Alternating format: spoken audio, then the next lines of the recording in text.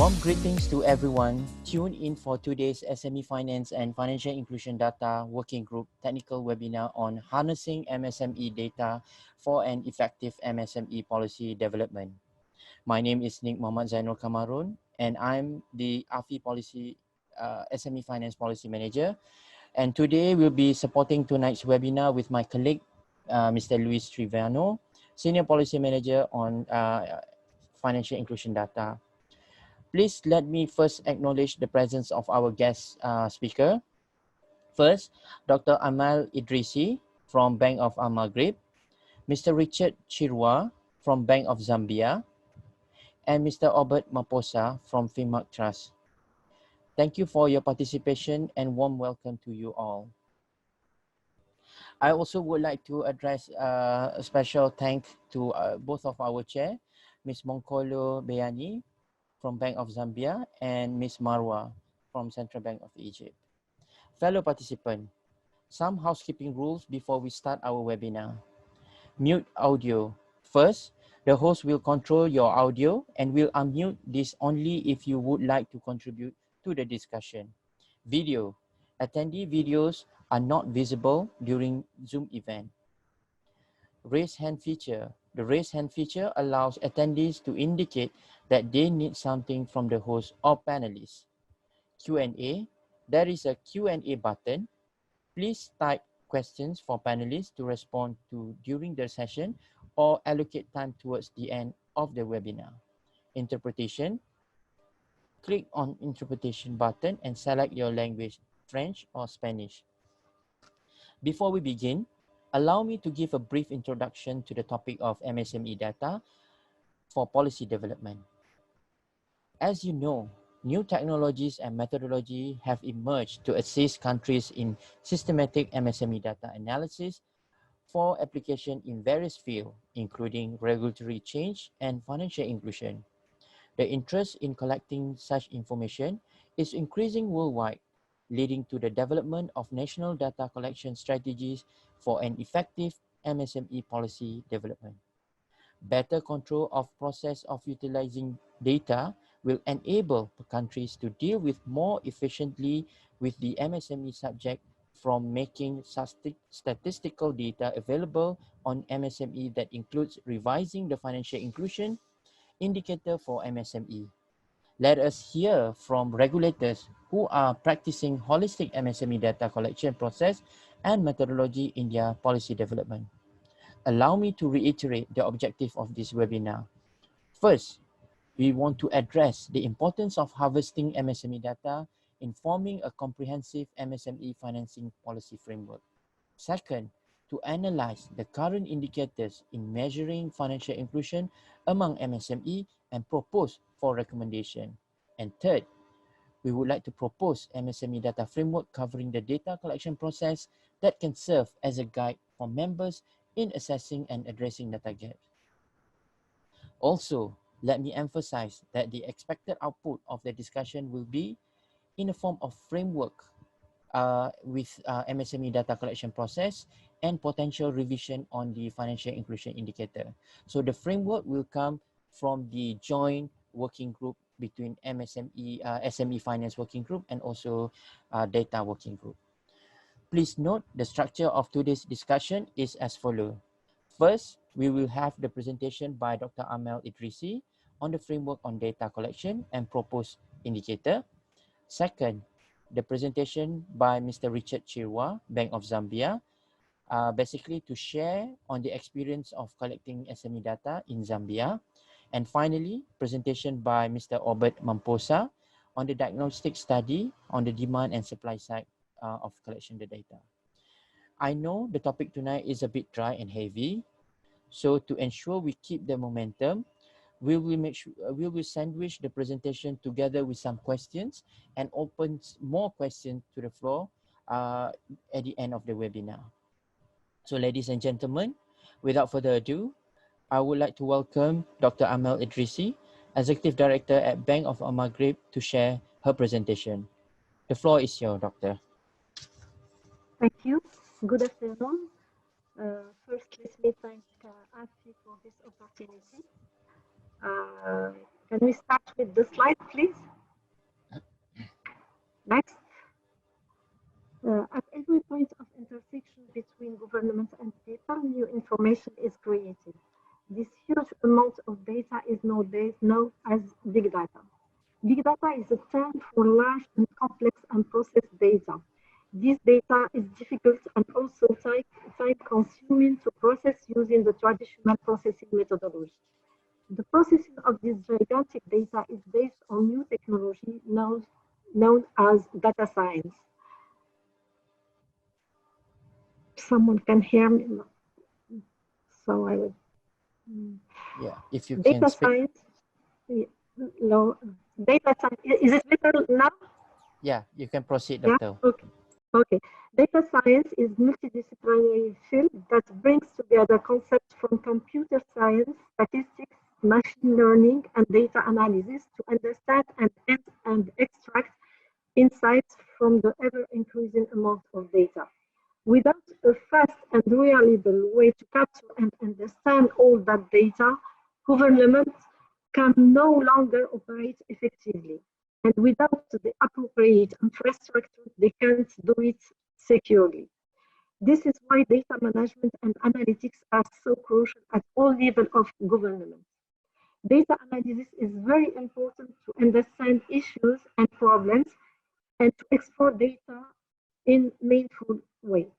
It helps organizing, interpreting, structuring, and presenting the data into useful information that provides context for the data. This context can then be used by decision makers to take action and take better policies. The goal is to turn data into information and information into smart decisions.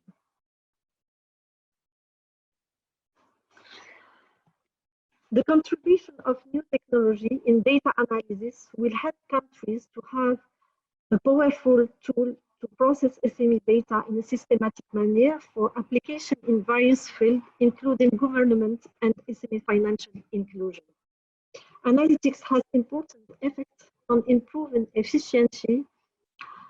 Its potential boils down to the following advantage: more efficient operation, improving data security, relevant results for strategic management and implementation, smarter business moves, faster, better decision making, better exploitation and manipulation of data. Next slide, please. Having useful and regularly updated information on SME is a decisive step towards designing relevant policies to develop the SME and improve their financial access. This is why interest in collecting such information is increasing worldwide, leading to the development of national data collection strategies. The mission of the subgroup is to help countries set up a process for leveraging MSMEs data in order to have better visibility on the SMEs sector. It will help producing decision support tools for SME development by improving their access to finance. Next slide, please.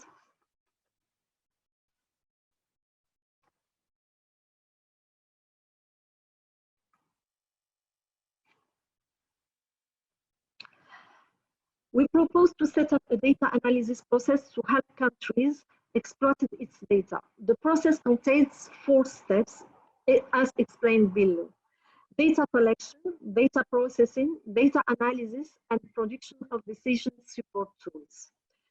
Each step contains several phases and requires time, qualified resources in data science, which means statistics, mathematics, and computer science, and the capacity and commitment of all stakeholders to cooperate. In the beginning, we have set up a data collection process that we develop in the rest. The other parts will be developed further. Next slide.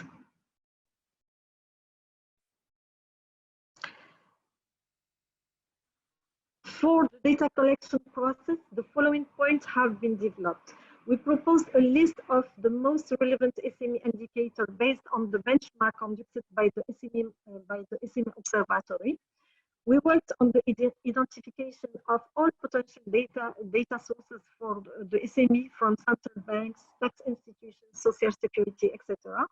We proposed that the countries conducted several interviews with organizations that produce SME information to see available data and to identify legal restrictions to share data. We can overcome this problem by setting up an institutional framework of cooperation between all the stakeholders. We also gave the most common technical obstacles, a preliminary template that can be used by countries wishing to set up such a project is presented. It will help countries get an idea about the data they have and the data they need to acquire. Last step on the data collection process is to produce an SME data framework covering the data collection process that can serve as a guide for members in assessing and addressing data gaps. Next slide, please. In order to identify good practices and comply with international standards, the Moroccan SMEs Observatory has produced a benchmark about the most relevant indicators produced by similar institutions. We studied the countries which are in the list in the slide.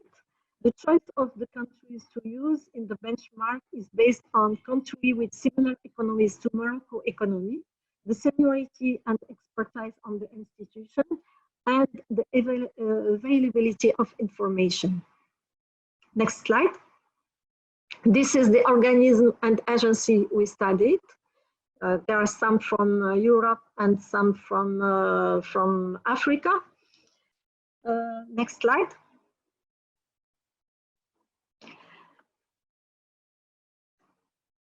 The study includes 6 axes of analysis: objectives of the department, positioning and interaction with existing organizations, SME definition, data sources and collecting method, produced indicator, calculation method, periodicity, and perimeter of the study population.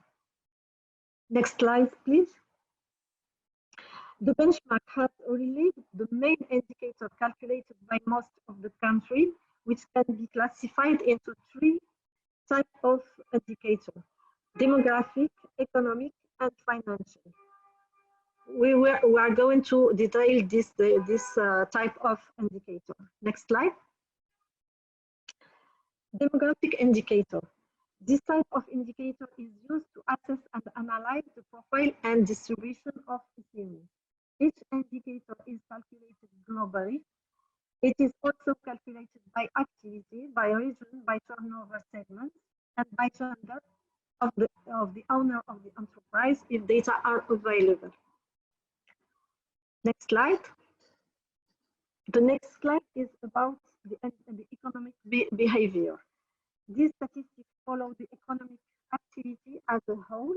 They allow at a given moment to measure the economic activity, the structure and trends of employment, evolution and of consolidated turnover, the evolution of export, trends in investment. Next slide. In this slide, we have the financial indicator. The financial indicator gives information on the financial health of the company and constitutes warning signs for decision making. It contains information on access to credit and financial indicator from the balance sheet. Next slide.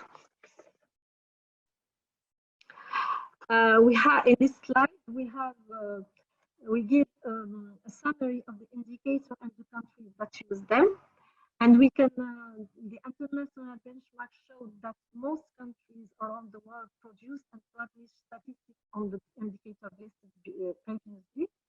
The proposed indicators are also in line with the Organization for Economic Cooperation and Development. They are identical all the countries in the benchmark. Next slide.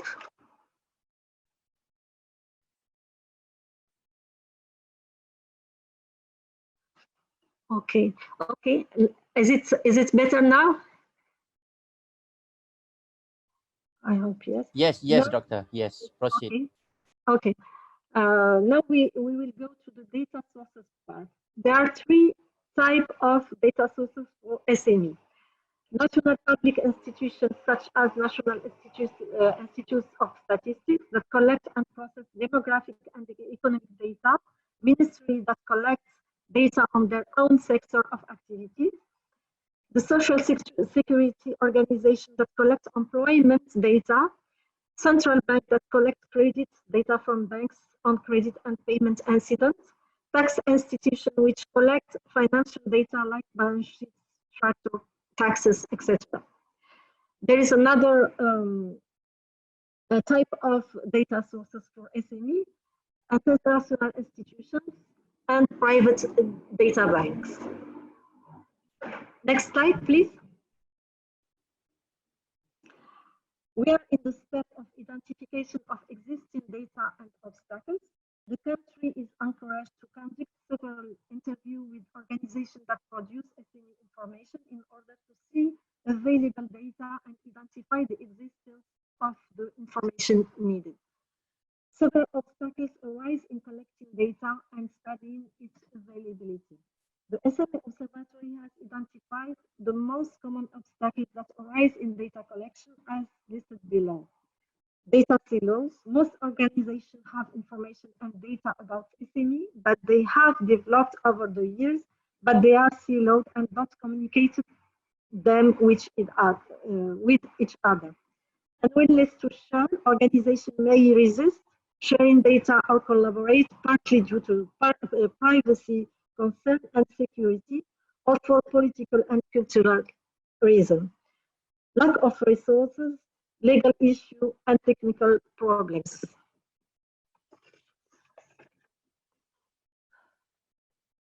Next slide. The country are invited to use this kind of templates to know which stage they are in terms of data exploitation process.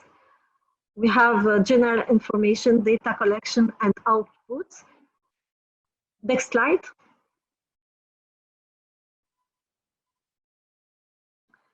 The presented document gives a general idea about the complete process of setting up an SME data exploitation system using new technology based on data science, with a focus on data collection and SME indicator to be produced. It can be used as a guide for members in assessing and addressing data gaps. Thank you. So if you have any question. Thank you so much, Dr. Amel. Thank you so much, Dr. Amel. So it seems that, you know, the presentation all very clear in terms of like the flow. Maybe we have some problem in terms of the sound itself. But yes, I think if we have questions, maybe we can take a few questions from the floor. But before we taking the question from the floor, allow me to ask one main questions, you know. The main question that coming from my side is that I just want to make sure that, you know, all members would understand why is it this data collection for MSME is very important to come up with a comprehensive you know, a policy framework, because, you know, in some jurisdiction, maybe when they do policy intervention, they, you know, maybe the data that they collect is not extensive or as much as what they're supposed to get in terms of like formulating the right policy. So why is it you think that, you know, it's important for the regulators and the government to understand that it is important to come up with the data collection to make sure they will execute the right decision, the right policy? Over to you, Doctor. It's important to know what is for example, for demographic indicator, you will know how many enterprise you have in small segments and very small segments. So you will have this picture, the whole picture of SME to put the right policy and the smart policy to develop SME.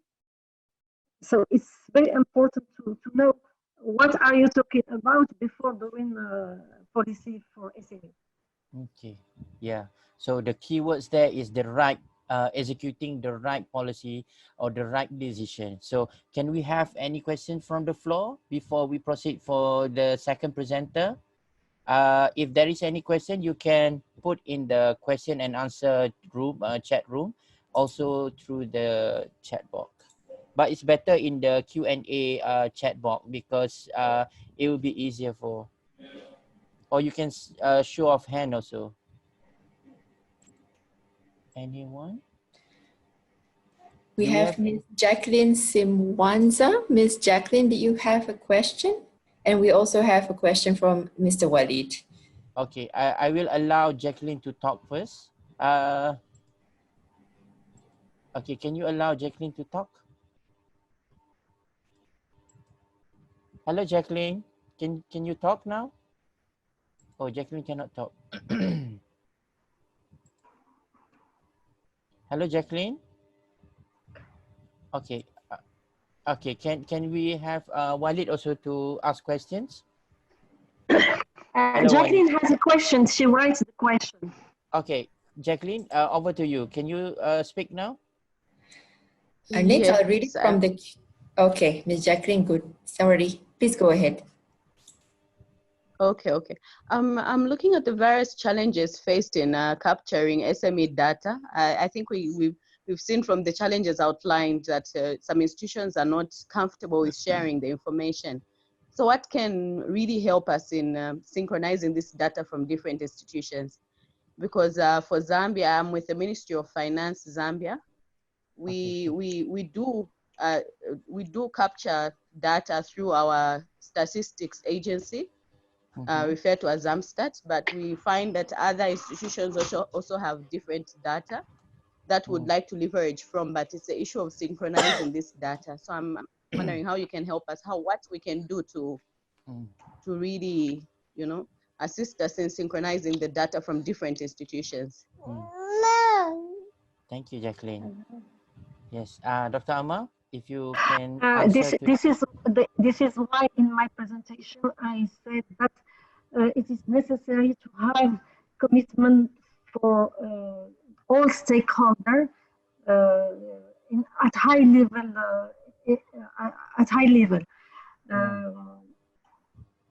Est-ce que je peux répondre en français? Sorry, doctor.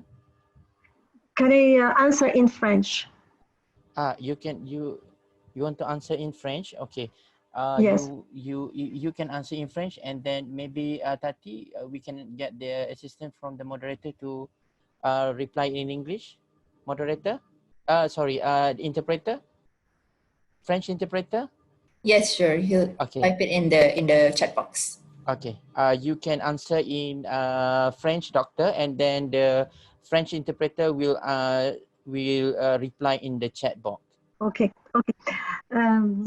C'est pour ça que dans ma présentation, j'ai dit que c'était très important d'avoir l'engagement de tous les fournisseurs de données à un très haut niveau.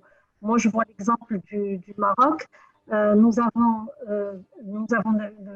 l'engagement de la Direction générale des impôts. Nous avons l'engagement de la Caisse nationale de la sécurité sociale pour les données de l'emploi. Nous avons aussi tous les producteurs de données se sont engagés à ce qu'ils puissent partager leurs données avec l'Observatoire marocain de la TPME qui est en charge de produire ce genre d'indicateurs. Donc, et pour résoudre les problèmes concernant les problèmes juridiques de partage des données, on a signé des conventions d'échange de données avec les partenaires. C'est-à-dire que pour chaque fournisseur de données, on signe une convention d'échange de données qui va cadrer le type de données qu'on va partager et qui va les sécuriser et qui empêche l'Observatoire marocain de la TPME de divulguer ces informations à un niveau individuel et de ne pas les partager avec d'autres partenaires ou avec d'autres. Donc c'est la solution qu'a trouvé le Maroc pour dépasser cet obstacle juridique de partage des données qui est un problème très important et c'est le problème qui empêche en général d'arriver à des résultats avec à faire de la data science. Thank you. Voilà. Thank you, Doctor. So maybe we can take one more questions from Luis, I think from CNBV Mexico. So Luis' question is, there is some jurisdiction in which there is information on indicator related to social balance. So how can we relate, you know, indicator that relate to social balance, Doctor? Est-ce que je peux avoir la question en français parce que je n'ai pas bien compris? Is it all, Doctor? Okay. All right. Okay. I think. L'équilibre social. Est-ce que vous êtes sûr que c'est l'équilibre social? C'est pas balance sheet, c'est le. We're breaking up. Est-ce que c'est les données concernant l'emploi, les bilans, les bilans comptables que déposent les entreprises?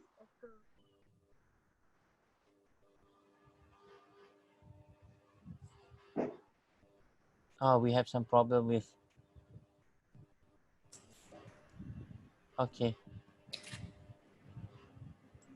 Nick, may we proceed to Walid? Yes, Walid. I think we can. Hello, Walid. Hello, Walid. Hello, Nick. Yes. How are Can you speak? Good. Alhamdulillah. Yeah. So can you spell out your questions? Yeah. Thank you, Nick, and thank you for Dr. Amel for her presentation.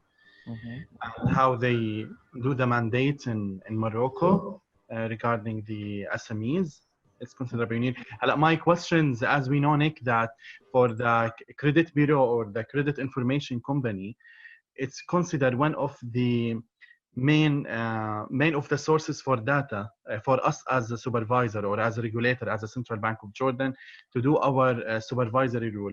How we can use the data that the credit bureau collected from the financial service provider, which data can we ask them to provide us as a regulator, and how we can use it in our supervisory rule.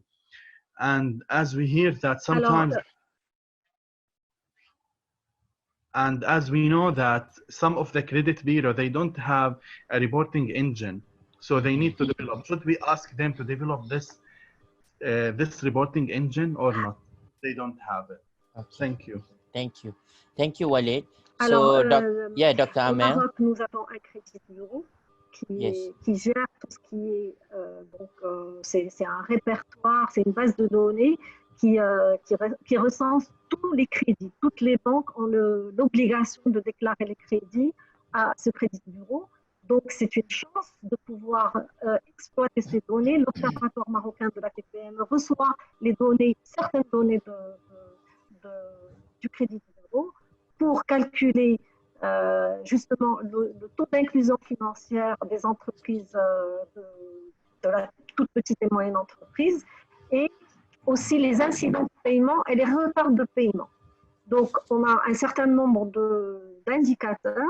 C'est des indicateurs d'accès au financement par région, par secteur d'activité, par ancienneté de l'entreprise, par genre, on ne l'a pas encore fait parce qu'on n'a pas la donnée, mais on est en train de travailler dessus. Ça permet d'avoir une visibilité sur qui prend un crédit. Est-ce que les crédits sont octroyés aux petites et moyennes entreprises ou pas? Et la part de ces entreprises, de ces petites entreprises, quelle est leur part dans le crédit octroyé? Il y a aussi les secteurs d'activité qui utilisent le plus d'accès au financement, aussi par type de crédit. Est-ce que c'est des crédits d'investissement? Est-ce que c'est des crédits qui vont servir à la trésorerie?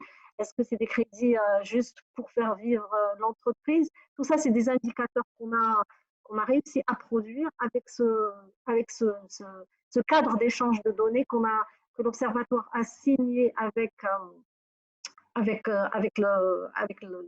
crédit bureau qui est géré par Banque Maghrib. Et donc, nous recevons ces données semestriellement ou bien trimestriellement pour voir un peu l'image du crédit au Maroc. Donc, c'est des choses nouvelles. On vient de finaliser les indicateurs sur l'année 2017 et l'année 2018. On a aussi un suivi des nouveaux contrats, les contrats qui viennent d'être octroyés dans l'année pour savoir quelles sont les nouvelles entreprises qui rentrent dans les systèmes financiers. Et on calcule aussi le taux d'incident de paiement, c'est-à-dire les crédits qui ne sont pas remboursés, qui présentent des retards ou bien des retards, ou bien ils sont clôturés comme étant des incidents de paiement. Voilà, donc effectivement, le Crédit Bureau n'a pas la possibilité de faire tout ce genre d'analyse. C'est l'observatoire qui fait ce genre d'analyse et qui les produit pour la Banque centrale pour qu'elle aide à mettre en place des politiques plus pertinentes et plus favorisant l'accès au financement des petites entreprises. Thank you, Dr. Amel. So I think we can proceed first. We take some of the question later throughout the whole, after we have all the discussion, and then yeah, for now I think we better proceed with the Zambia experience in collecting MSME data. So please allow me to call my colleague, Mr. Luis Trevino from the Financial Inclusion Data, to introduce the next speaker. Thank you. Over to you, Luis. Thank you so much. Thank you so much, Nick. Thank you. Warm welcome to all of you to this webinar. And now I have the pleasure to introduce to Mr. Richard Chirwa, Senior Financial Analyst from the Bank of Zambia and a FID member. Richard will share the Bank of Zambia experience in the collection of SME data and in the development of indicators. I am sorry I cannot put my video on, but please, Richard, I give you the floor.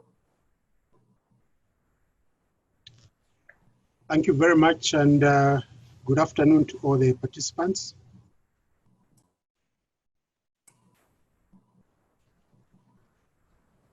Richard, is it possible for you to switch on your video? Thank you.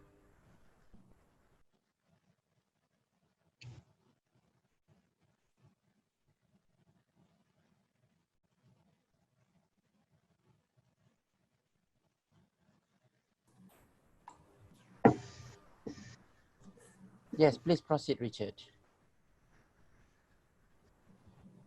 Okay, so it's saying that the host has stopped the video, so I can't switch it on. Okay, but I think you can proceed first. Yeah, for the sake of timing, I think we can proceed first. Right, Luis? Okay. Yes, please, Richard. Thank you. I'm sorry, we will arrange this minute. But if you can talk us through what the Bank of Zambia has developed in terms of SME finance, SME indicators and SME finance indicators, and how are you using them? All right, thank you very much. So the Bank of Zambia began collecting SME credit data in 2016. And the data is collecting through a broader framework, which we call the Credit Market Monitoring Program, CMNP in short. Now, for the sake of appreciating the context of the program, maybe let me just give a very brief background to it. Between 2011 and 2014, Zambia was under what we called an interest rate cap policy, where lending institutions were actually required not to exceed certain set interest rate limits. This was for purposes of protecting small borrowers, including the SMEs. However, about 2 years into implementing this policy, it became very apparent that, in fact, the policy was negatively impacting the borrowers who the policy actually intended to protect.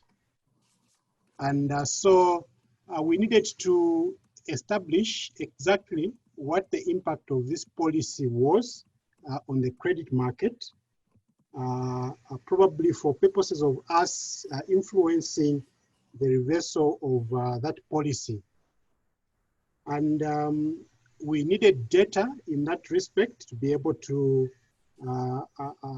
support the potential reversal of that policy.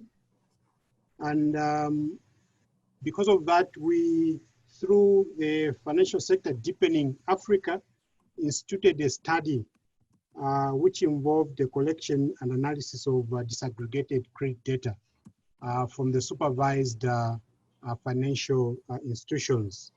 This included the commercial banks as well as the non-banks.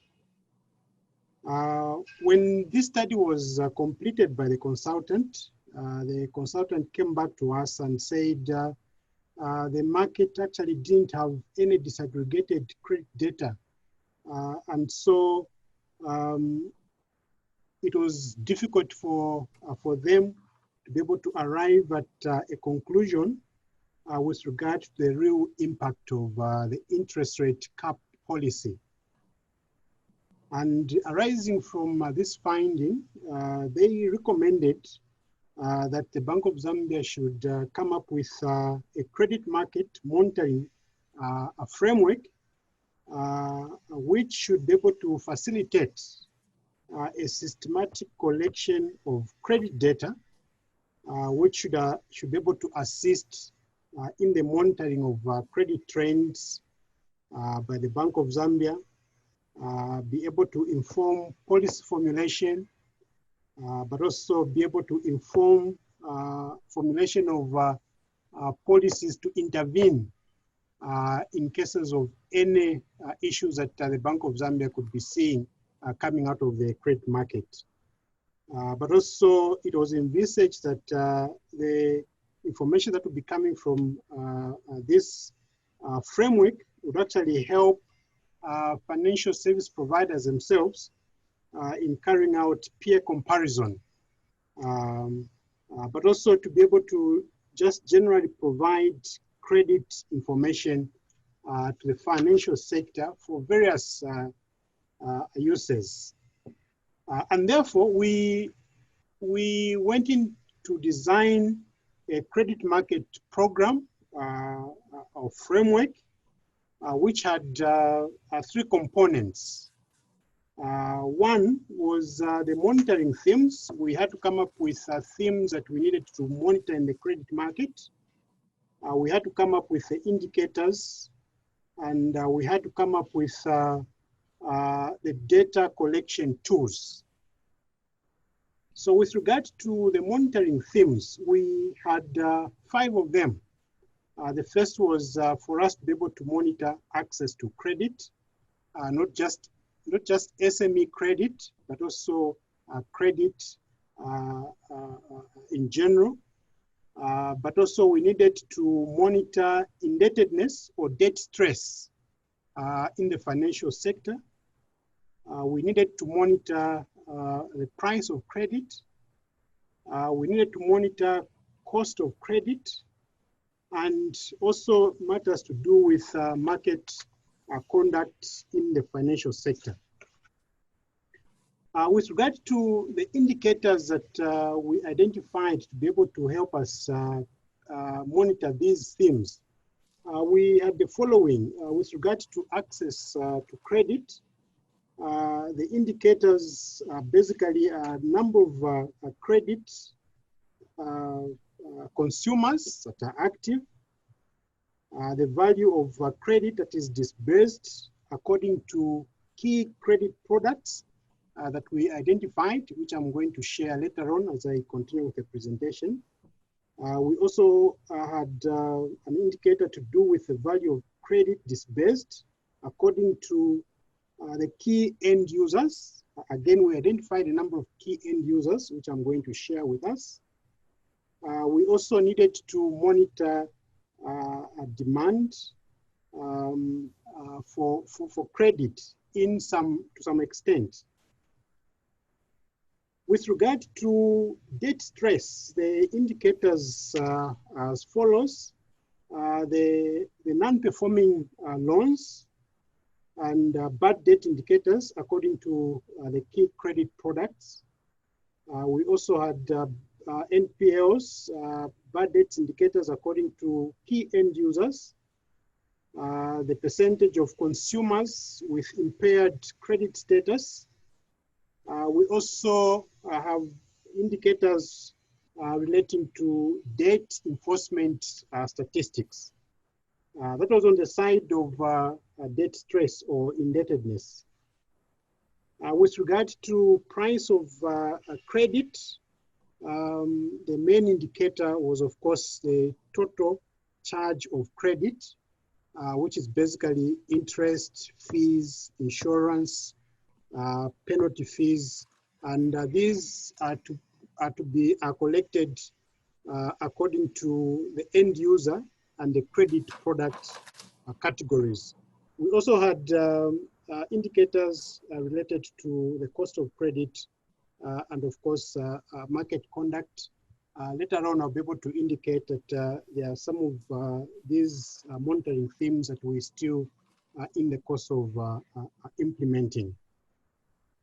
Now, we identified these indicators, of course, through a lot of a consultative process within the bank, but also with the financial sector.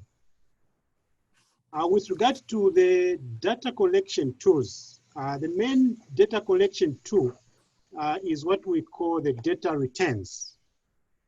So we had to, again, consultatively develop a very comprehensive disaggregated data collection returns to be able to meet the identified needs that we have.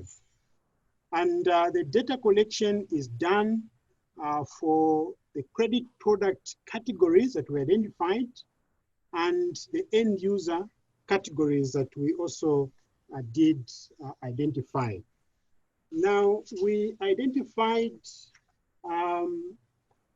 4 main credit product categories, and these financial product categories are mortgages, leases and asset-backed loans, unsecured loans, and what we call revolving credit facilities.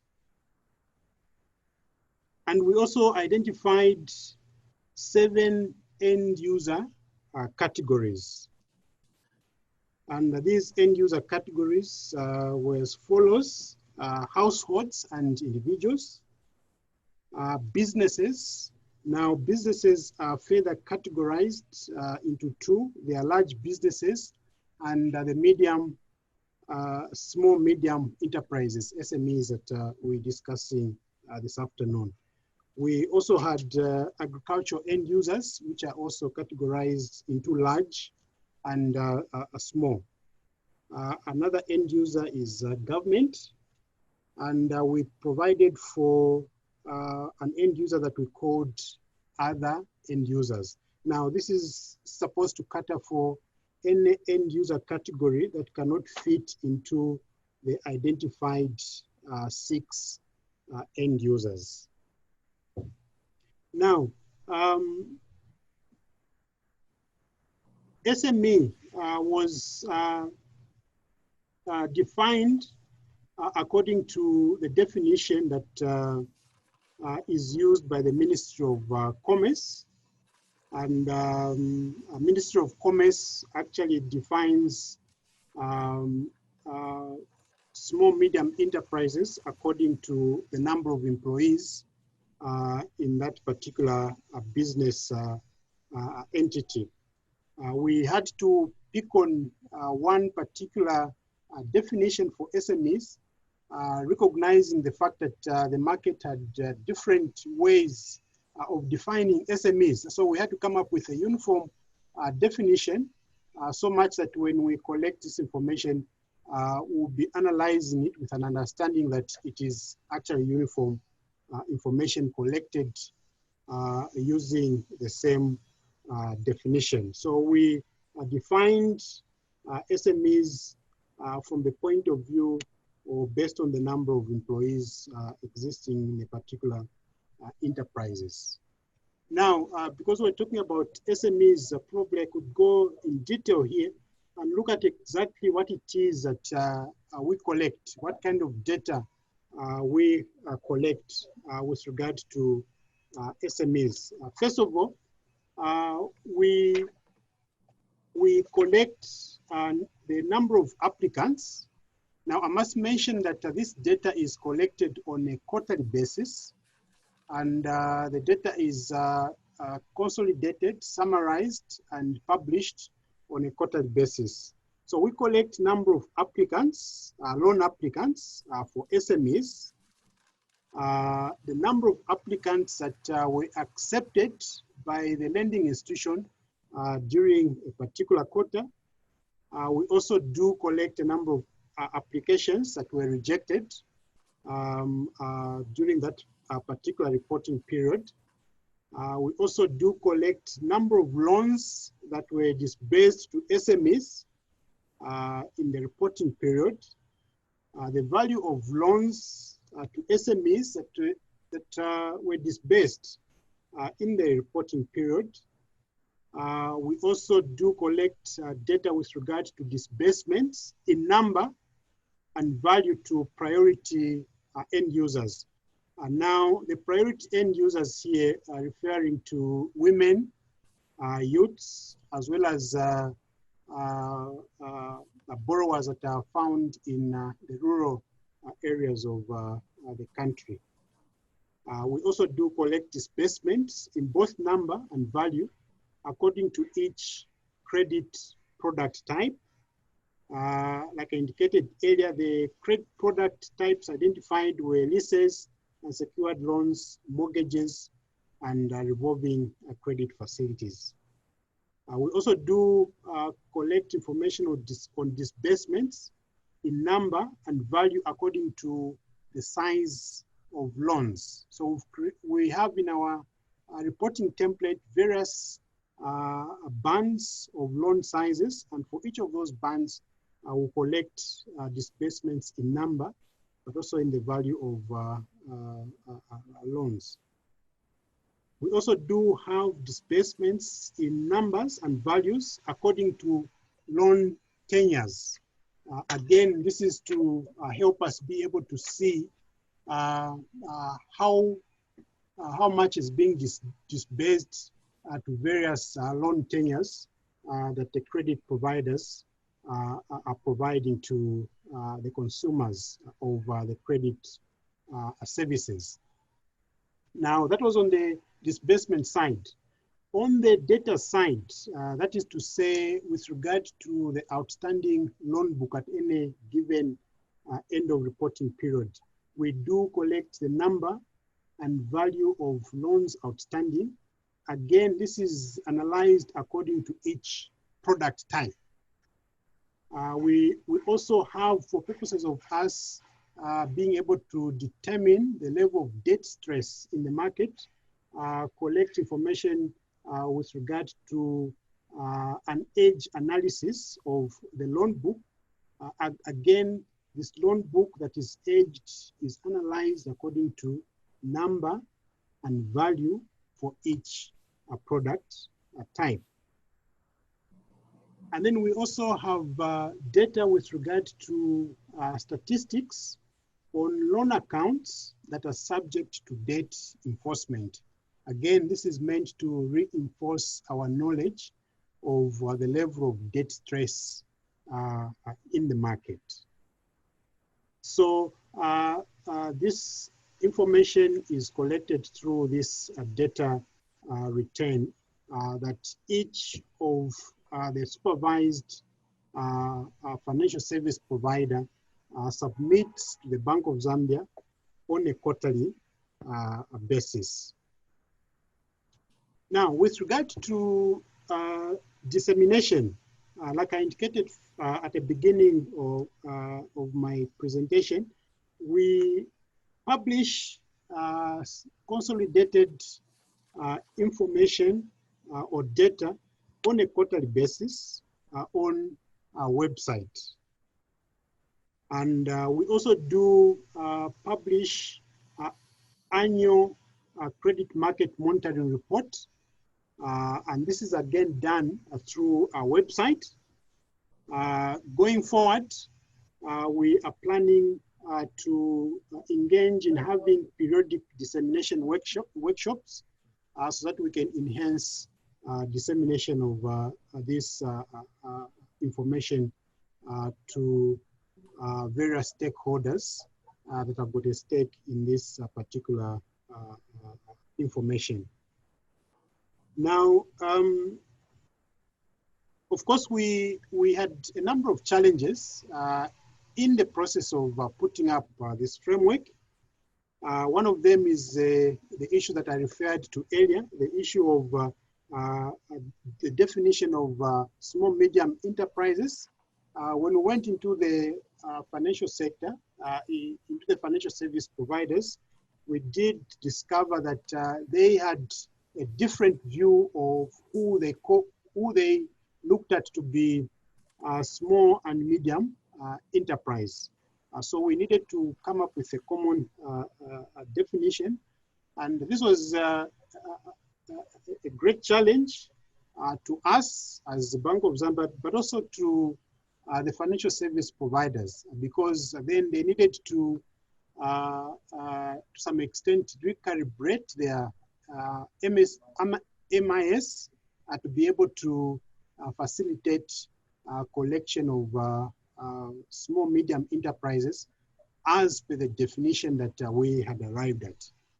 I must say that again, arriving at this definition was done through a very consultative process with the players in the financial sector. But also for some of the financial service providers, this was posed a lot of challenges because they needed to define new fields in their management information systems to be able to accommodate this framework. But also, of course, the issue of buy-in from financial service providers. We had to ensure that we, from the beginning, engage the players in the financial sector to be able to achieve the buy-in that we managed to achieve at the end of the day. These are some of the challenges that we experience along implementing this framework. It is a framework that we cannot say that it is fully implemented because there's still some areas that we I think that we need to still implement. Areas such as to do with the monitoring of market conduct issues.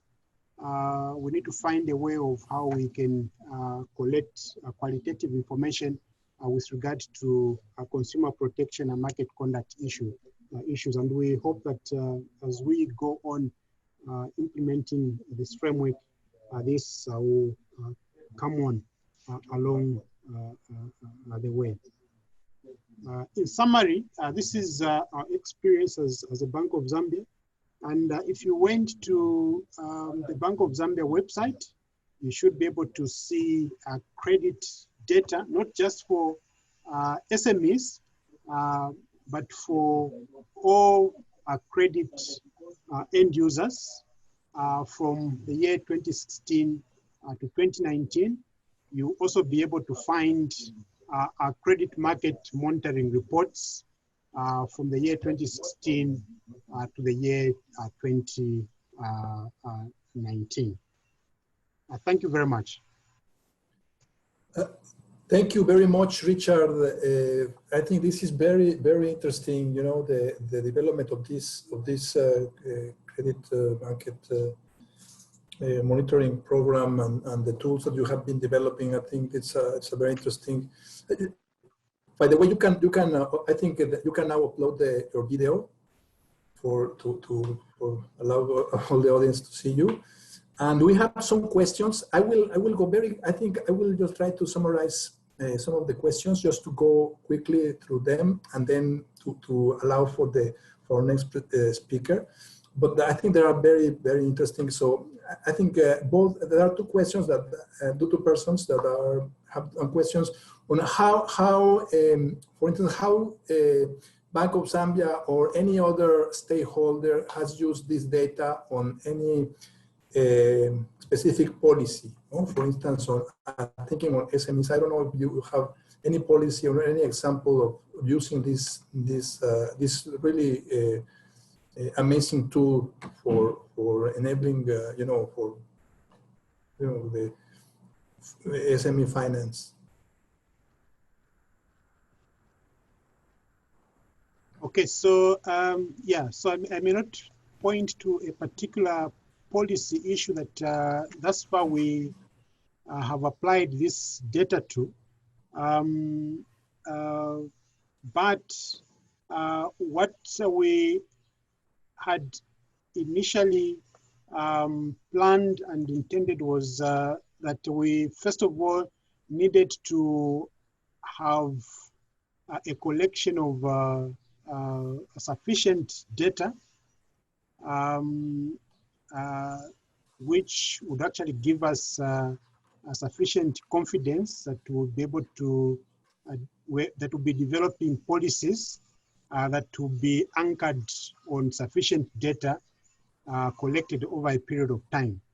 And we think that we're almost getting there now because like I said, 2016, 2017, 2018, 2019, I think is giving us a sufficient amount of data, giving us sufficient trends in the market that should be able now to help us and point us to making particular policy decisions with regard to the credit market. But also I must hasten to mention that apart from the aspect of using this data for policy formulation, we're also using the data for purposes of prudential supervision. Now, the nature of information that we get through prudential returns is not as disaggregated as the data that we're getting from the credit market monitoring return. So we're complementing the prudential return information with the information that we're getting from the credit market monitoring return. Combining the two, it's giving us much more detailed information even as we conduct a prudential supervision. So it is both from a policy point of view, but also from a prudential supervision point of view that this data is being applied. Oh, that's really, really excellent. I think, thank you. I think that also provides, I think, a very good response on this. Yeah, but if I may add, Luis, I mean, currently we have some kind of a financial package for SMEs that has been given out through the central bank. That is meant to assist SMEs in this time that we're in when we experience the effect of this pandemic. And so we hope that this tool is going to be very helpful in seeing the impact of this fund on SMEs. I mean, to be able to, it will tell us whether this fund will really be applied by financial service providers providing finances to SMEs or not. And so I think after this, this tool will be very handy in being able to help us evaluate the impact of this fund that has been offered to SMEs through commercial banks and non-banks. Excellent. Thank you so much. I think this is also this last point is very important now that we are in the context of the COVID-19 emergency, and and where we see that the SME sector is one of the most vulnerable of all. So I think this is also this tool is something to maybe be replicated in other countries. And as you mentioned, the importance of to enable this collaboration approach with other institutions and to break this kind of silos that sometimes exist between institutions. I think that's also a very, very important learning. And also, I think it brings back the previous presentation from Dr. Idrissi on the development of this. So thank you so much, Richard, for sharing this. We have some other questions, but I will just keep them for the last session.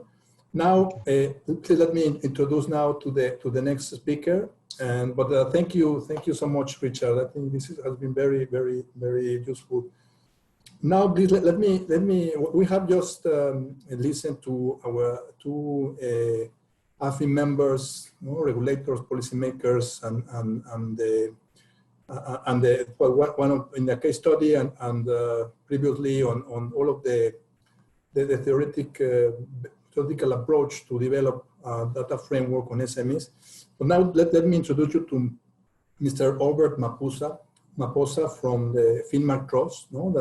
Since 2002, FinMark Trust has established and developed different assessments of financial inclusion, including a very robust assessment on MSMEs landscape. Mr. Obert Maposa is a senior information and research specialist in FinMark Trust. And I will give you the floor to you, Obert.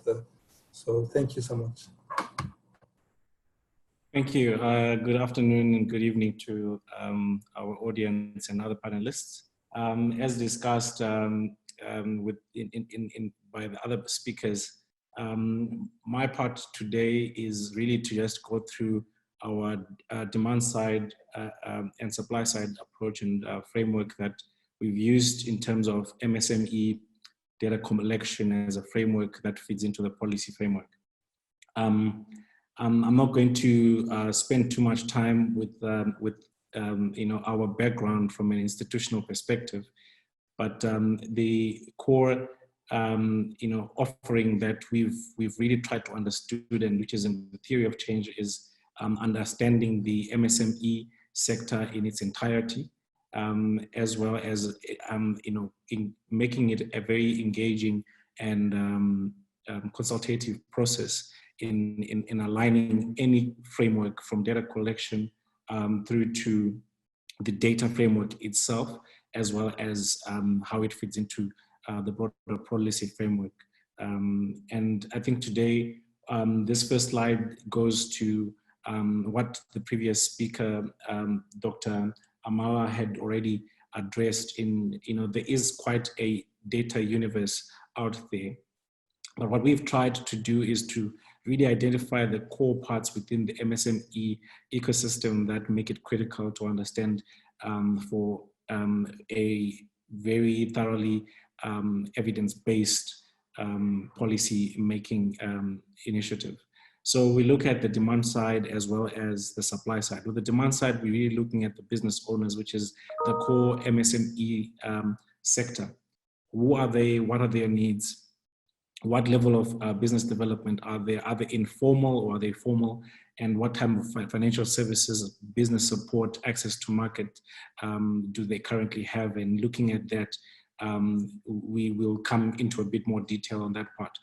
Looking at the supply side, and I think the previous two panelists have already shared quite a lot of data around what type of supply side data can be collected, and in what type of framework can it be reported and disseminated.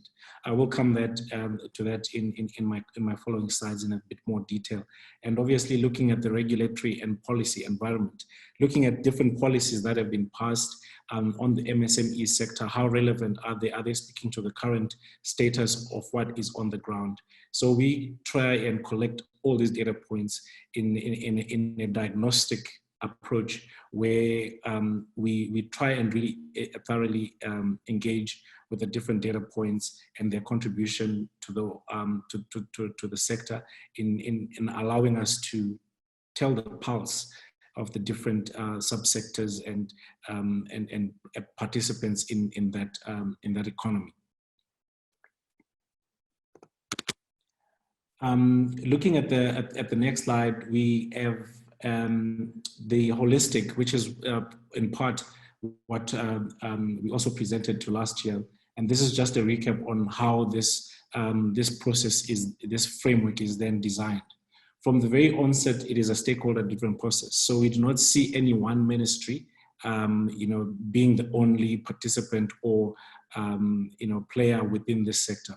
There are various inputs, particularly because we found access to finance might be the most predominant in MSME growth and development. But we've also found that other ministries, stakeholders within the sector, such as your donor partners as well, included in that, have a critical role to play. So this is a stakeholder-driven process that looks at two broad components. As mentioned earlier, the FinScope, which is more of a demand-side tool that measures the pulse at which these businesses are interacting. So it is a full demand-side MSME survey that is comprehensive to measure and size the scope of the sector. In this, we look at various components within the demography, access to finance, access to markets, employees, business support, as well as look at value chains loosely within the market base of each MSME. We are then able to segment this further, and I'll come to that example using our latest results from the Malawi 2019-2020 diagnostic. On the supply and regulation policy overview, we also collect information. All the data points that have been outlined by the previous two panelists also tally within the scope of that diagnostic. So we look at all macroeconomic indicators, all indicators that are set by Reserve Banks, Ministry of Trade, Commerce and Industry, just to get a good overview of what is being done in taking stock within the different financial inclusion metric systems that may be set at an institutional or an industry level. We also look at the regulatory part, which also goes as far as to look at trade, export, preferential trade agreements that might be in place that are directly looking at the MSME sector, government procurement policies, etc., that look at the MSME sector at large. So this is just an overview of how the diagnostic would then work at country level. We can put on the next slide. Looking at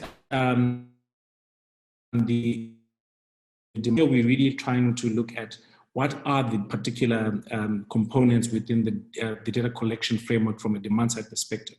Firstly, the methodology has to cover both informal and formal. To address those in this, looking at the formal, which has been a large part of how policy has been designed, purely due to the lack of and comprehensive data on the informal. And in our work, we found a lot of the economies have a very large and significant informal sector. Hence, the policy needs, from a data perspective, need to be garnered. And in most cases, in almost 100% of the cases, there is no informal MSME database. This is a largely sporadic, highly volatile segment of the MSME that has got high entrance and high dropouts. So we have to generate this data from the ground up. And the methodology allows us to especially look at segments within a country, map these from a geospatial technique using multiple data sets, among them land use, population density, other various data sources that are publicly available, and some of them that are procured privately. This allows us to map, the country's business locations and allow us to survey these respectively. So a census is then done, and we then will be able to size and scope the size of the sector, including formal databases such as your registry of companies, any tax authority data, any industry data in terms of companies that are licensed or trading, and these will then form the universe of the MSME, which we then size the sector to. So in light of how we then apply this demand-side methodology in terms of the collection framework, we normally use quantitative and qualitative data collection tools. From a quantitative, we apply a survey, which is usually face-to-face. But in these times of COVID, we have adjusted that to look at remote access of these respondents or business owners. And hence we use mobile or telephonic surveys, which will be an alternative to the face-to-face. However, there are different tools that can be used during this, obviously having significant differences and disadvantages in terms of the quality and depth of data that can be collected. This slide just goes to show the various EAs that will be approached in this collection framework from a country perspective, which will be representative from both national and subnational. So we also look at the representativeness of urban, and if the country has districts or province or departments, these will then be segregated and the sample drawn for those respective domains. It does allow for subnational analysis, because most policy metrics and most policy interventions do go beyond just national. They go at a specific sector, a specific locality level, which could be your district or provincial level. And hence the data metrics that are developed need to be at that level as well. So it allows for us to actually do subnational analysis from a demand side perspective, and also for the purposes of segmentation, which I'll come to a bit later. You can put on the next slide.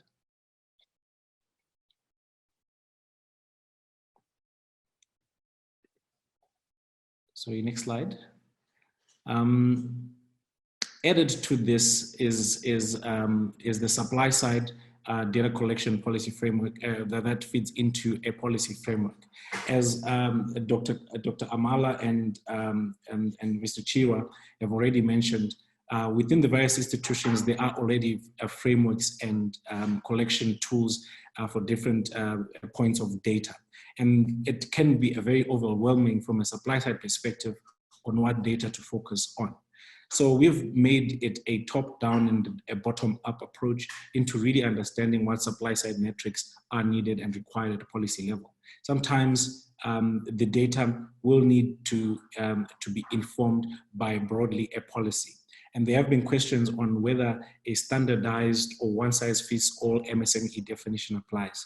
The approach that we've used for many economies is because each country or each market is quite different in the way it sizes and the endowments in that economy, as well as the size.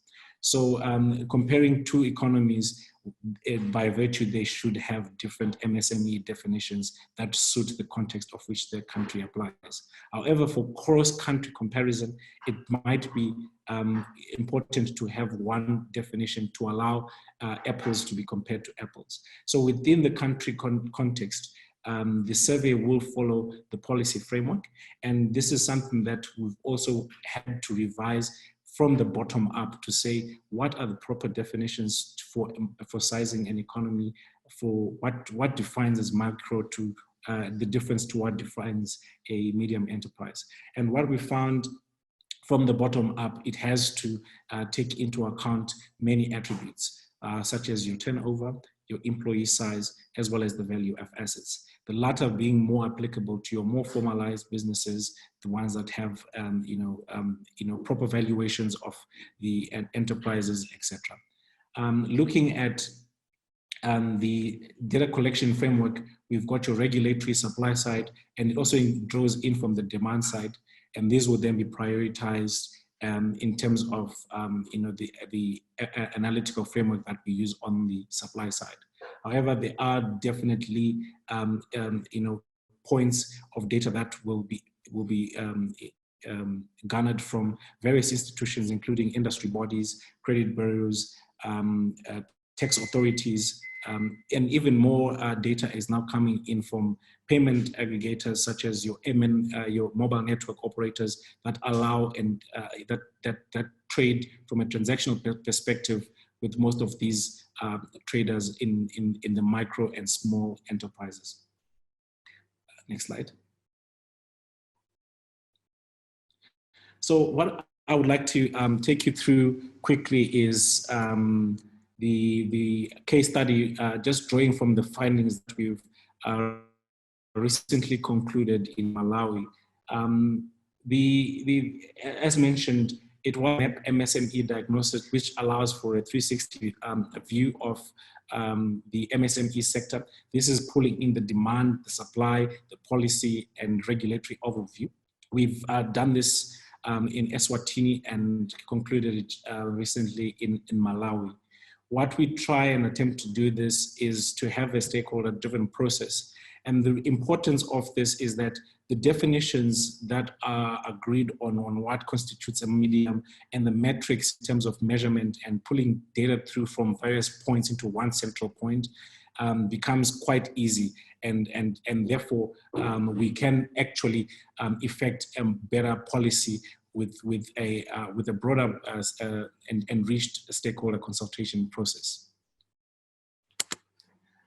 In terms of Malawi and the findings that we found in 2020,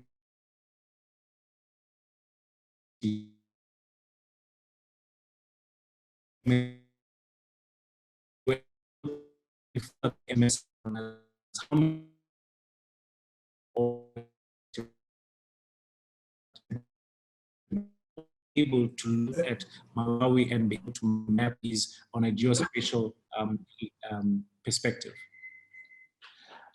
Looking at also other metrics that are quite important when we're looking at MSME is the ability to generate revenue and contribute value addition to the broader GDP, and also looking at the employment that this sector is providing. For example, in Malawi, we found that there's about 138,000 MSMEs that are employing just over 500,000 people. Can you put up the next slide?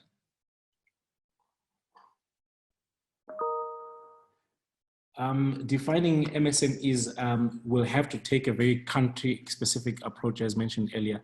Different economies do have different abilities, and the sizing of the MSMEs has to be within the context of their economic landscape. Looking at the definition of Malawi, which follows the MSME policy of 2018-19, these are the broad categories of how the MSME is as defined to fall under micro, small, or medium, with any of these in excess falling into the large business category. We also found that 26% of MSMEs in Malawi would then fall into your small and medium enterprise, giving a count of about 1,300 businesses. Again, the weighting around these numbers would feed from the official statistics that will be provided by industry bodies such as your tax authorities, your Ministry of Small Business Enterprise Development, etc. Looking at the broader indicators for policy, this is just an example to show the different indicators that could be critical in a policy. For example, if formalization is a key pillar strategy of the sector in terms of formalizing informal MSMEs or traders into the ambit of formal registration processes. These are some of the outputs that can come in. For Malawi, we found 11% of the sector is formal, which means they either have a trading license or are registered with the register of companies. And we also look at what proportion of this formal enterprise has in terms of GDP contribution. And we found it that with an estimate of 2019 to be around $8.2, $8.3 billion, formal enterprises contribute about 45% of that. Looking at informal enterprises, which were 89%, a large number of these are fragmented. They are smallholder, survivalist a type of businesses, which are traders. There's more of them, obviously, looking at 89, which is basically just about a million of the 1.1 million enterprises. But looking at the GDP contribution, which is not so far from formal enterprises, which also looks at, from a policy shift, some of the efforts that could be targeted towards these informal MSMEs. But as mentioned earlier, a segmentation would obviously be applicable, as not all MSMEs have the aptitude to grow, have the aptitude to, to even employ more people. So hence a segmentation to always target the policy efforts and intervention at particular parts of the MSME sector will be allowed through this data. Next slide.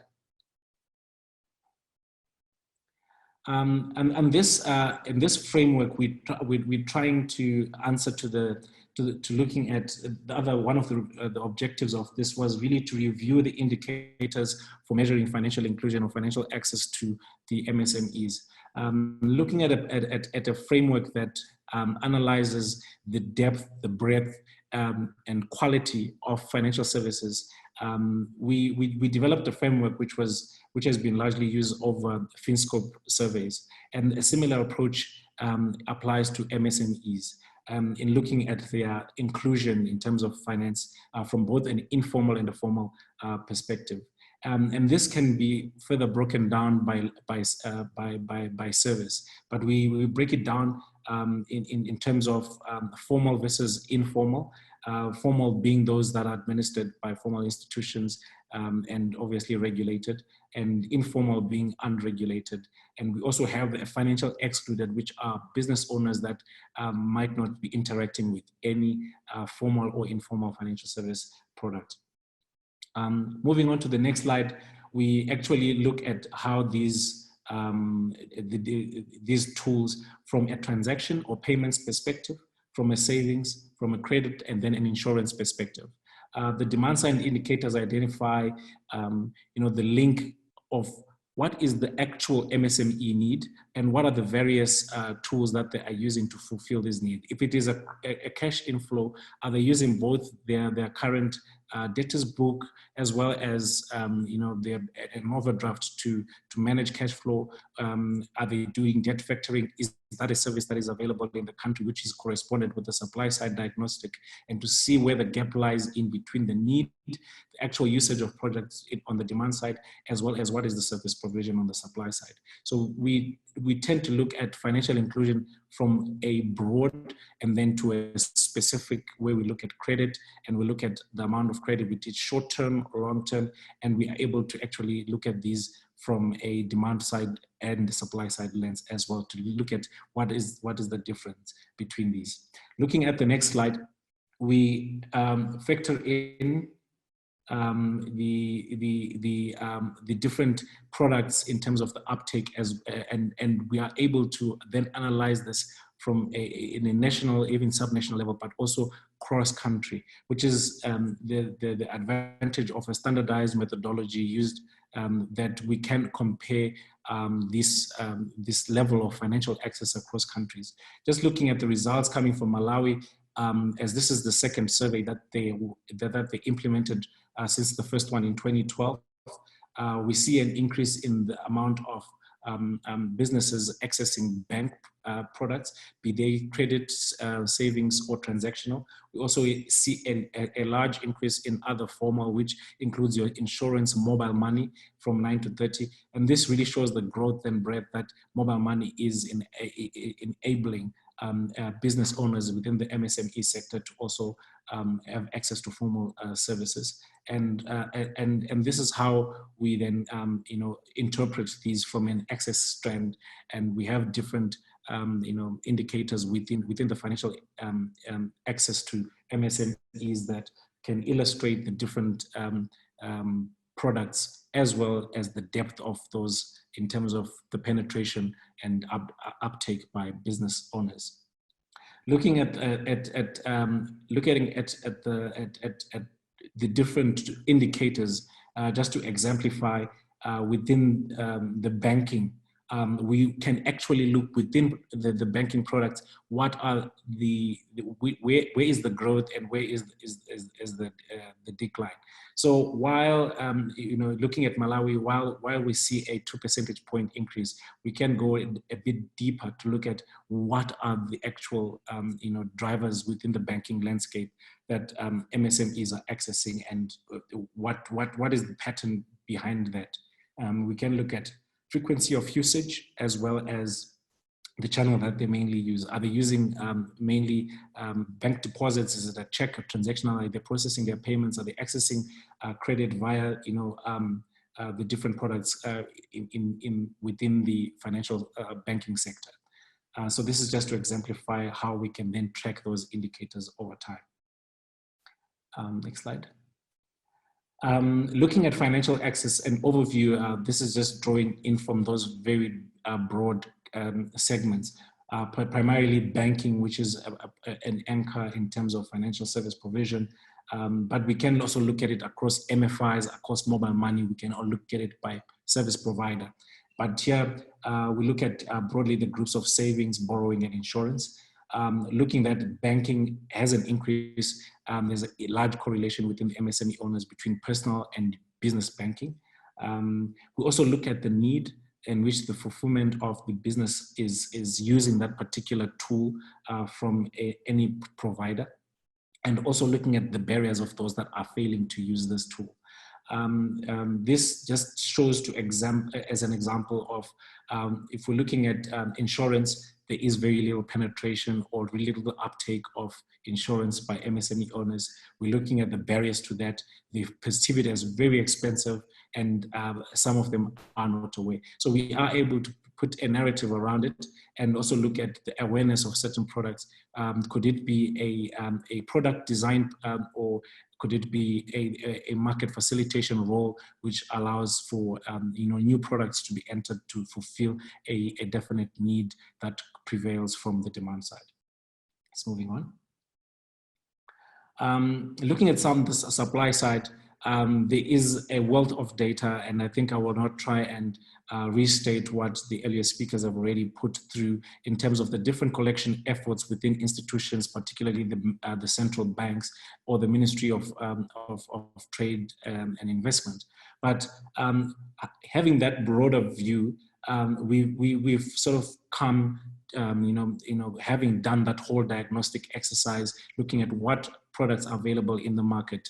For example, what regulatory, what standards are there, what policies have been put in place within certain procurement structures that favor or that look at MSME and their growth, what business support organizations are there, and what services are really, is there a mismatch of some sort?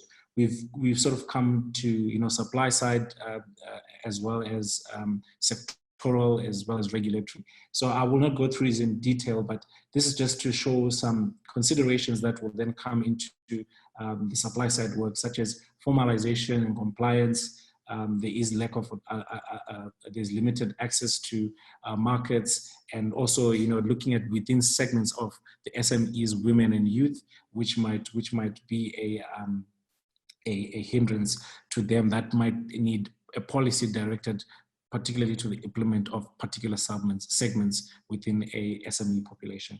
Looking at the next slide is also an example of the sectoral focus, which might be wholesale and retail, how to transform these. Are most of the goods being produced and procured locally, or is it mostly imported products that are being sold?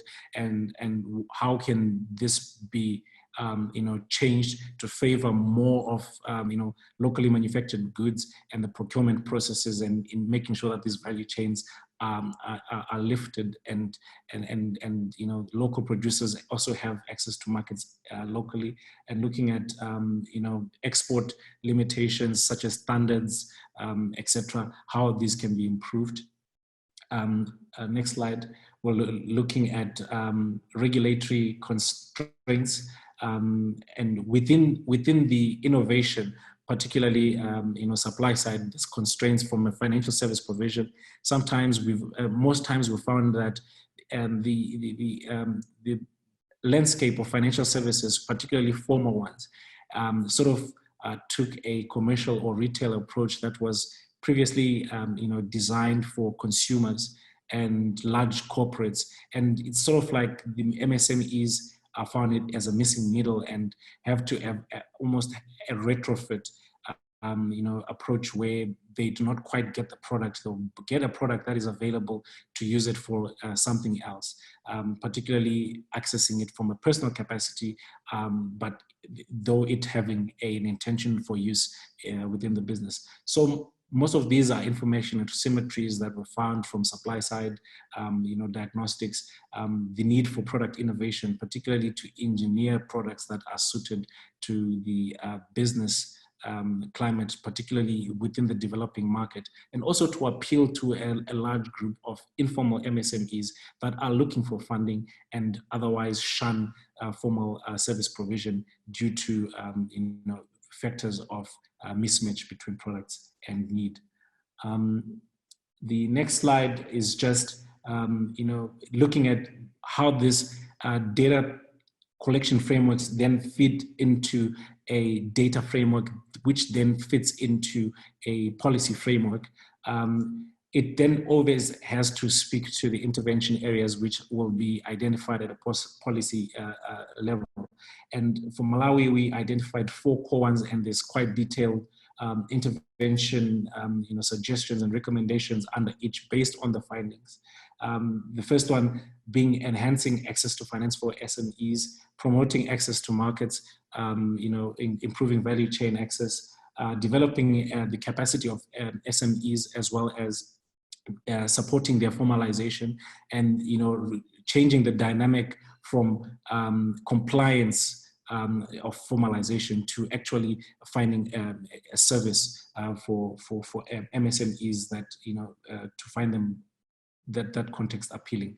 Looking at the next one is target government policy for priority areas, and I've just lifted the last one as my last slide, which focuses primarily on government policy towards the priority sectors that a demand side and supply side diagnostic would surface.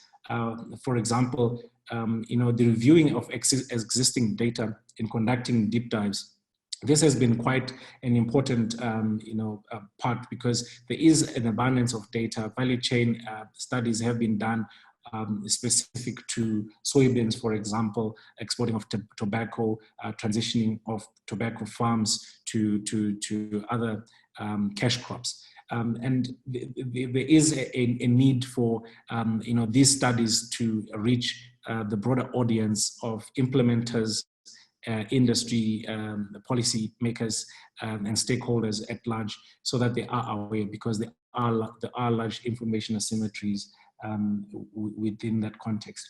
Also looking at the review of input, particularly looking at opportunities for farm input to be subsidized. Working continuously with aggregators and other value chain actors came out as a significant contribution.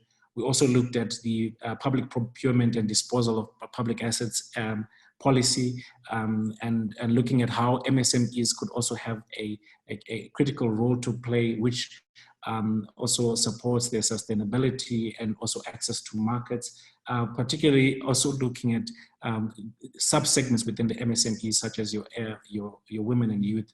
And lastly, which is quite important, as part of any policy, the monitoring and evaluation framework needs to speak to the data needs that are actual, realizable and measurable at the end of the day.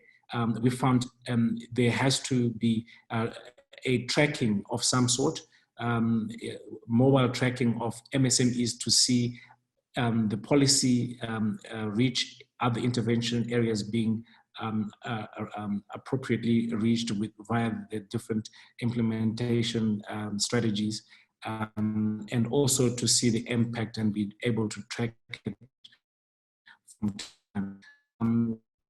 There is a broader M&E framework we've also developed with the Kingdom of Eswatini in 2018, and looking at how some of these data needs, particularly financial access data points to MSMEs can be garnered from both demand side as well as supply side. Formalization, which also needs to have a demand side and the supply side approach, also be looked at. So there are different metrics that are definitely recommended and used in conjunction between both demand and supply. I will stop here, and I hope everybody could hear me audio-wise. Thank you very much. Thank you very much. Thank you so much. I think this was a very comprehensive presentation, and Obert, you provided us also with I think of the very good overview at the development of a landscape on SMEs. And going back to the first presentation from Dr. Idrissi, where she emphasizes the development of data regarding the demographics, the economics, and the financials on SMEs. I think this provides like the overview of this, and how can this be streamlined and used for policy implementation, and for especially for enabling and developing the SME sector. So thank you so much. I think we have we are running out of time, and we have a lot of questions. I will try to summarize some of these questions, and Nick also will summarize another ones. And please, any of the panelists, feel free to respond. So we have questions around for instance, on the informal sector. There was a lot of questions on how to identify, how can data guide and identify, the drivers to overcome the informality and to enable, a more formal sector SMEs. SMEs. I don't know, maybe Obert and maybe also Dr. Idrissi can answer this. And there are also some other questions regarding the definition on SMEs, because this is, as mentioned by Obert at the beginning of his presentation, there is not a one-size-fits-all. Each country, its context has a difference. But what are the reference to formulate an ideal SME definition in each one of the countries? And I may add also, in the aspect of gender, the woman-owned SMEs, that it's also a part of the definition of SMEs. Please, I don't know if some of the panelists can answer this. And I don't know, Nick, do you want to address any other question, maybe? Yeah, thank you so much, Luis. And thank you, Obert, for the very comprehensive presentation. So I think it is, just want to reiterate on the questions that Luis mentioned. First, on the informal sector, there are two things that they asked, which is how data collected can assess the policy to transform from informal to formal sector, and how to measure the informal sector. So I think, study has been done through Schneider's and those things. So maybe you can enlighten on informal sector, because informal sector is one of the sector that most of our members are really looking into this issue. The second one is on the SME definition, using the right parameters. You did mention that, there's no proper, it's not a cookie cutter. So it's depending on the economies itself, whether to centralize or to have a different kind of definition. And the third one would be how data can mitigate in terms of in the using of data can mitigate those pandemic issues like COVID-19. How can we leverage on that? So these three main question is open to all the panelists, Mr. Obert, Dr. Amel, and also Mr. Richard. Thank you. Maybe Obert, you can answer first, and the rest will take by other panelists. Great, thank you. Thank you for the questions. I think they are quite critical. I will answer the MSME one, which is looking at informal enterprises. The main challenge is informal MSMEs. The universe is unknown. So we've taken a very scientific and statistical approach in how we measure and size them. and the ultimate benchmark being the proportion to adult population. We then size them for national. So if I may give an example of the geospatial, there are multiple data sets that are offered. We are then able to, at a country level, say in this enumeration area, which is a geographical area with households or businesses, etc., there are X number of businesses.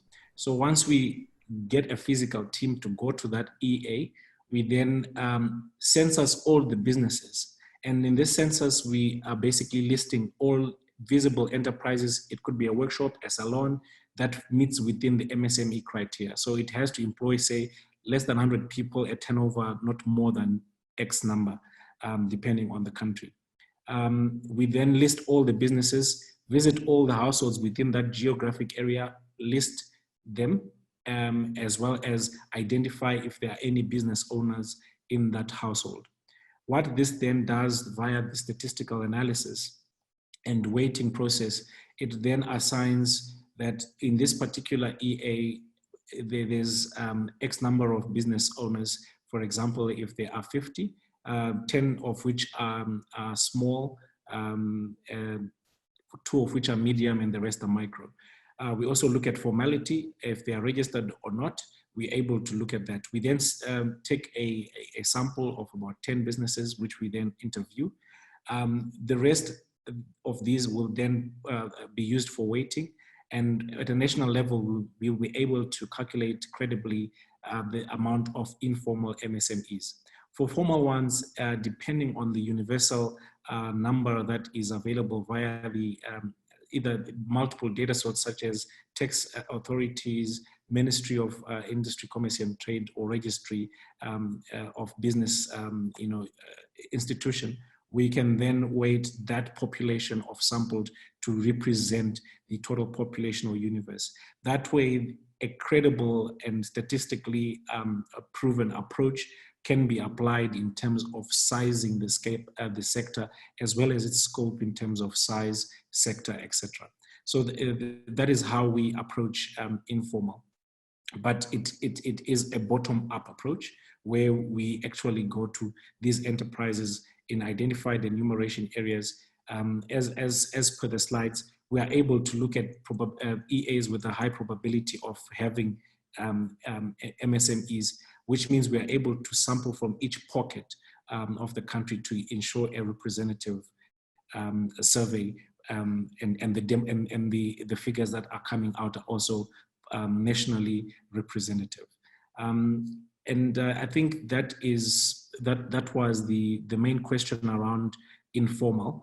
I'll allow the other panelists to have a go at the other ones, but if there's any other response, particularly yes, I would like to answer the question.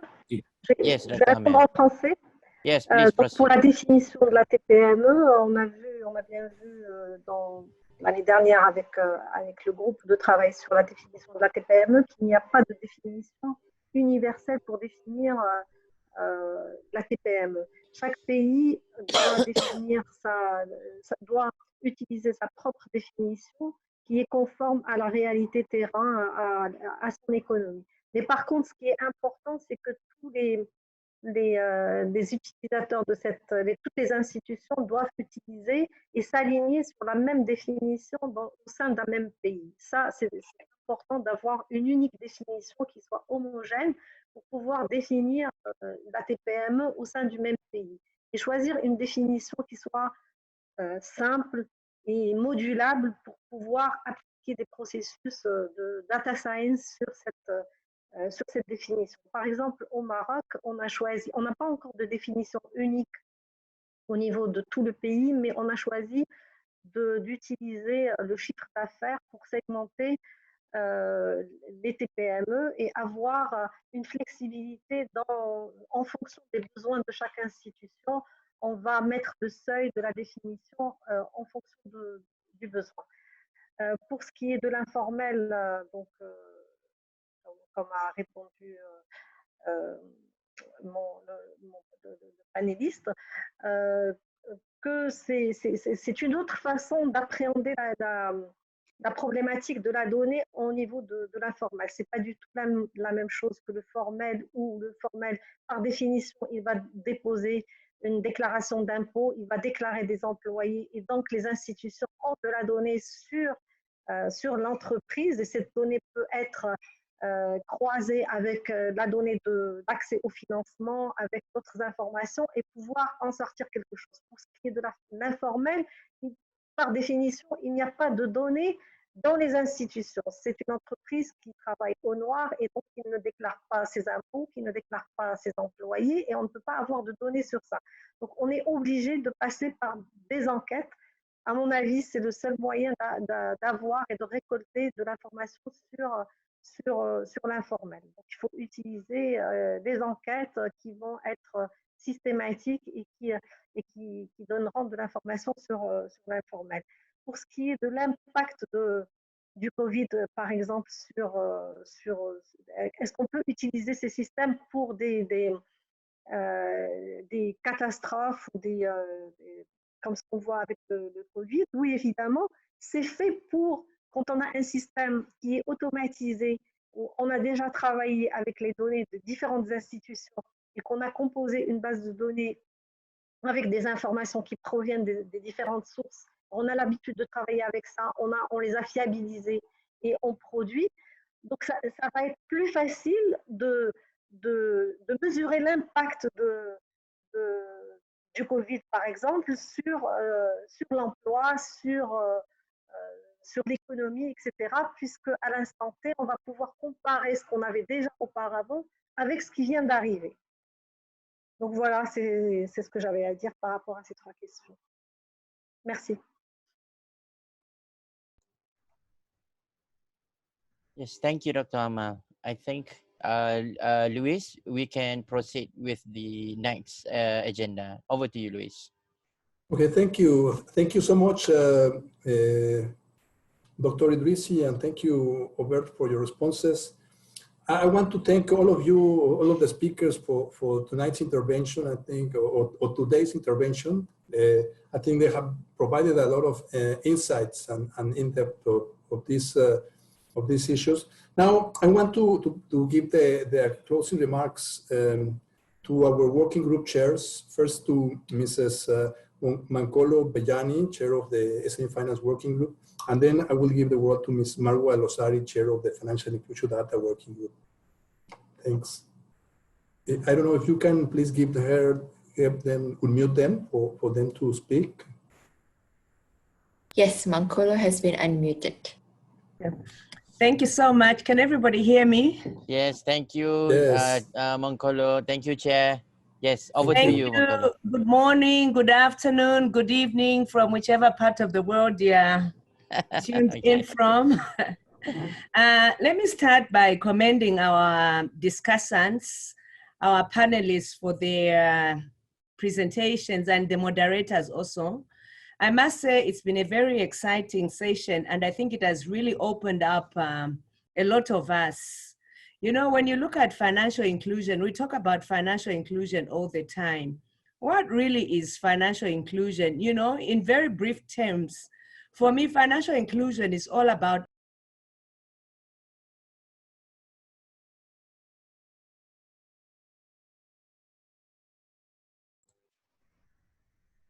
Yes, Mankolo. I think we're lose. Okay. Is Mankolo? Wait. I don't see her online, Nick. Okay.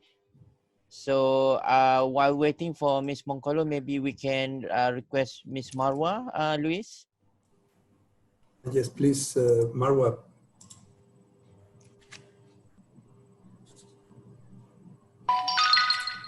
Hello, everyone. Okay. Greetings from Cairo.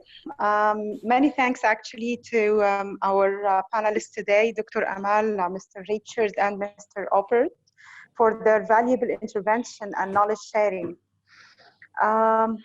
Thank you for this virtual meeting. It's a very rich conversation. It's for sure our governments are taking major steps towards improving micro, small, medium enterprises ecosystems through adopting strategies, maybe introducing new laws that targets to pave the way and ease the process of micro, small, medium enterprises towards them to have a bigger role in the economy, as they actually play a huge role in sustainable economic development and creating jobs as well.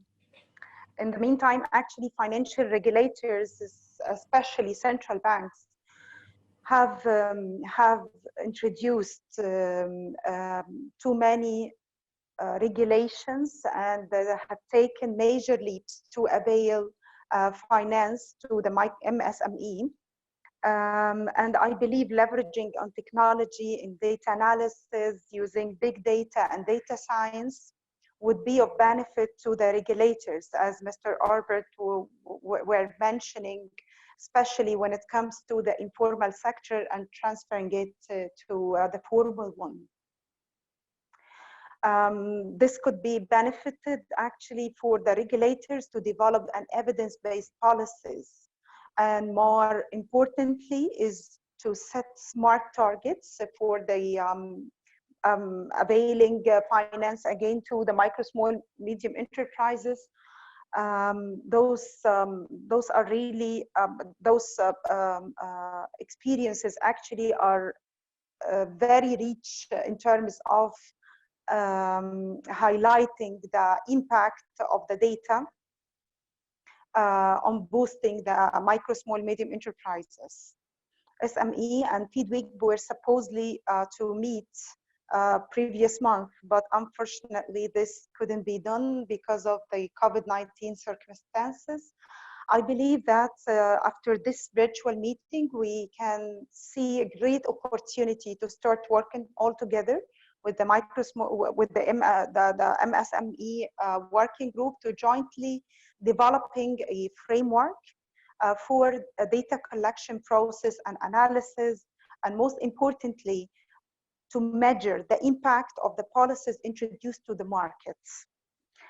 Finally, I'd like to extend my thanks and my gratitude to AFI Management Unit for their continuous effort in arranging these valuable virtual meetings, and for my colleagues who participated actively in this virtual meeting.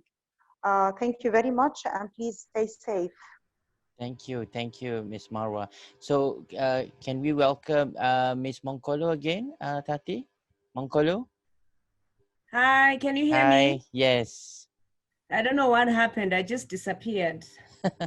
Okay. I think I was in the process of trying to define financial inclusion in very simple terms, that, you know, it's all about identifying and closing an inclusion gap. And I think we have all come to realize that this can only be achieved where there's availability of data. You know, you cannot, it's very difficult to try to fix something when you don't have full information or data about it. And I think we've all come to realize, both working groups, that data is very, very important. And for a long time now, many countries have been struggling on how best they can address the issues that constrain the performance of SMEs. And the problems that they confront them are so many, you know, coming from both the demand and the supply side. But what is key is to get data. Without the availability of data, we keep on going round and round in circles. I think if you look at the AFI data portal, you know, you see that very few countries will have submitted any indicators on MSMEs. Why? Because there's no data. And I think this is the challenge that we have even amongst ourselves as working group members. I speak from the SME Finance Working Group. Many countries still don't have a lot of indicators, even just the definition for MSMEs. I think you heard from my colleague from the Bank of Zambia, Richard. So these are some of the challenges that we have to identify. The lack of reliable information and data about the MSME sector is a problem in itself. You know, before we even identify their challenges, the lack of data is the first problem. So I just want to challenge us as policymakers that we need to, I hope we've been inspired by this topic that we had. It is very important for both working groups, and under the SME Finance Working Group, we do have a working group already that is there on MSME data subgroup, and we hope that we can collaborate with our friends from FIDWIG, and we are actually requesting for members, you know, from FIDWIG to come and join this working group. So we are hoping that out of this shall be birthed a joint subgroup. So for those members from FIDWIG that are interested, please give your details to Luis. And if there are any still more from our working group on the SME Finance Working Group, you can still register your interest with Nick. Let me end by just thanking everybody from both working groups, from FIDWIG and the SME Finance Working Group, for your participation. Thank you so much, everybody. I hope that there've been great takeaways from this meeting, and that each and every one of us will strive. Remember, the thing that keeps coming up is this platform is a learning platform. The working group platforms are knowledge sharing platforms.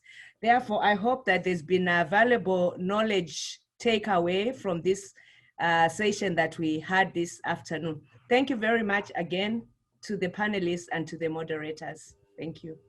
Thank you, Moncolo. Yes, Luis, over to you. Oh, thank you. I think we really appreciate the words from both of our working group chairs. I think you have already summarized the key takeaways from this session, and we really appreciate your words and your presence.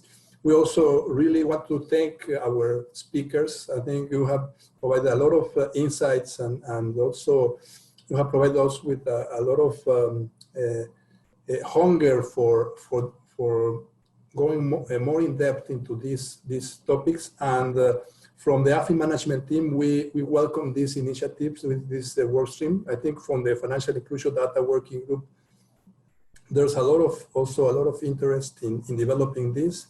So and this is I think a very welcome initiative. So I want to also appreciate all of the audience that joined us today, and even if we run out of time, thank you so much. And well, please stay safe.